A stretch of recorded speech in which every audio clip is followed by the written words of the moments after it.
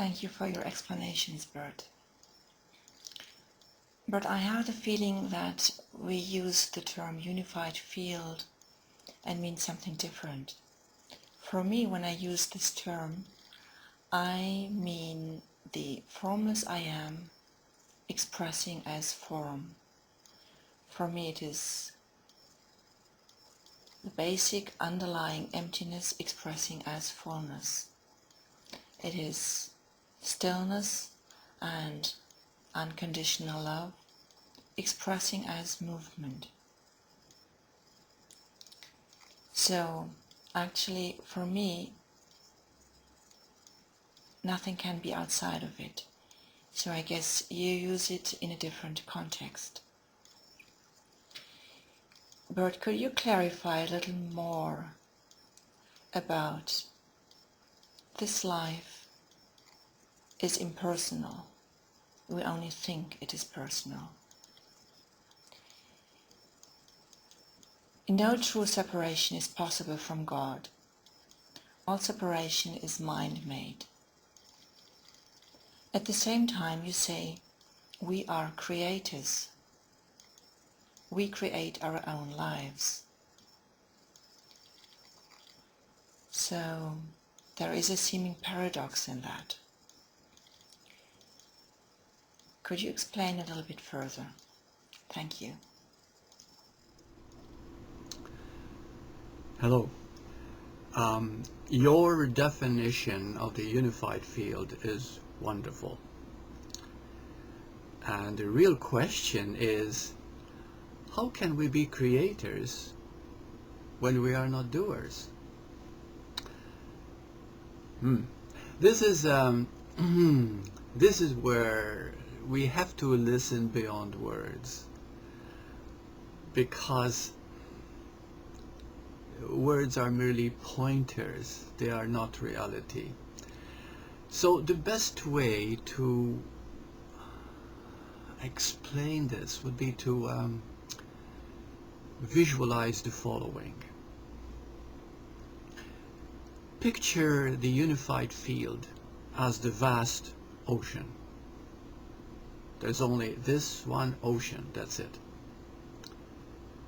And then a movement happens upon the surface of this ocean and creates billions of waves. When we look at the waves, each wave seems to have a unique expression, different and separate from the others. So this creates the feeling that there is separation.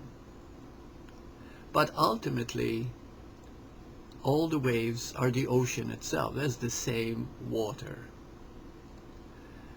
So now apply it to the question here of creators and doership. You see, the thing is that, like you said, the unified field is unconditional love. It is silence. It just is. It is a vast field of being. Each one of us is that being. But the beauty of that love, of that unconditional love, is that each unique wave, which is you and me, have the ability to perceive. This perception is the mind game. And so we seem to create our own reality by how we perceive this life. For example, if you look at a person who lives in constant darkness, suffering, individual pain, they have created it through their perception.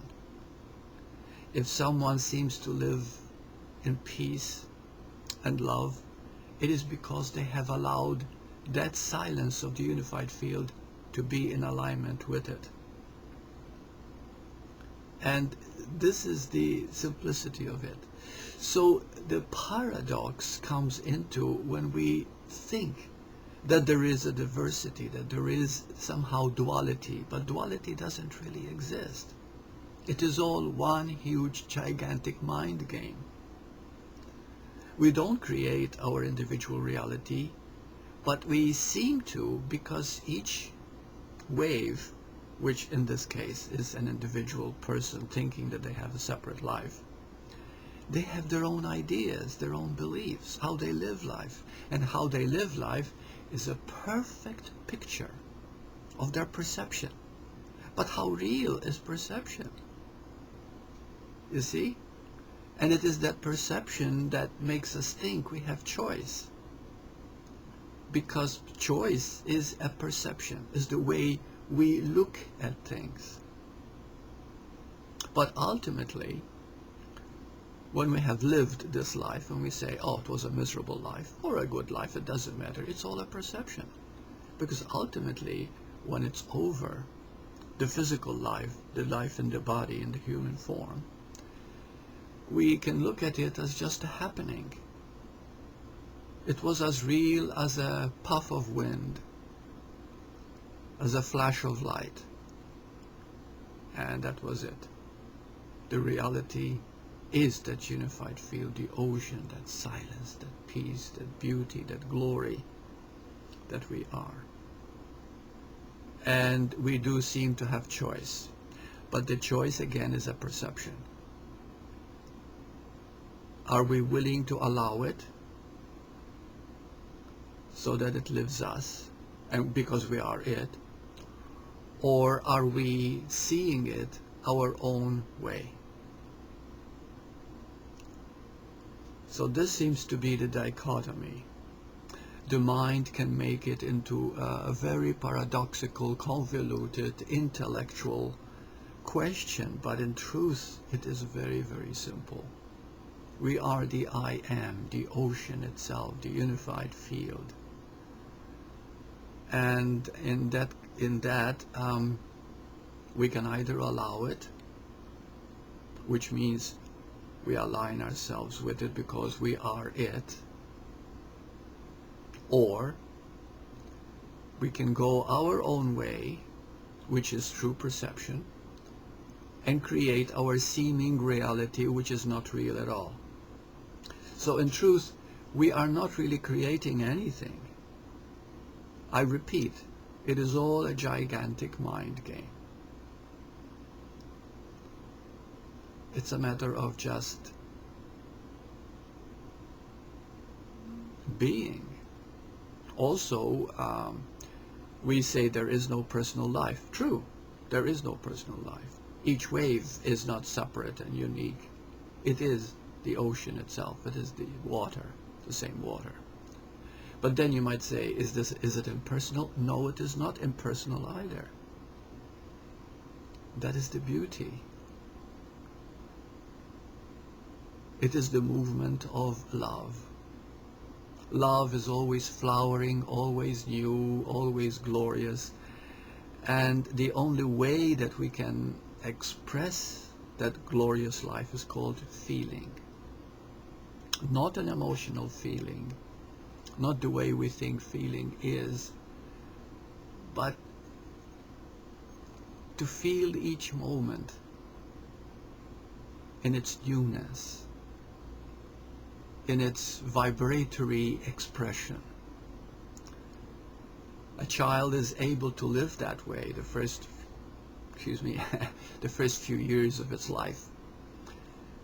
And then we begin to think, oh, we have a mind of our own as we get older, but this is all a perception.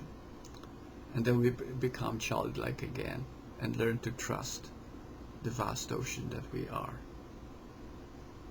And we surrender. In other words, we just allow who and what we are. It's neither personal nor impersonal. We are this glorious, wonderful life, love, bliss. And it's not something we acquire. It is something we are when we allow our perception to be what it is, just a perception. In other words, whenever you find yourself not feeling good, it means that your perception got in the way. allow it, embrace it as what it is. And that very allowing itself brings us back to the truth of our being. It is very simple when we look at it in the way you described unified field, which was wonderful, incidentally. Thank you. Namaste.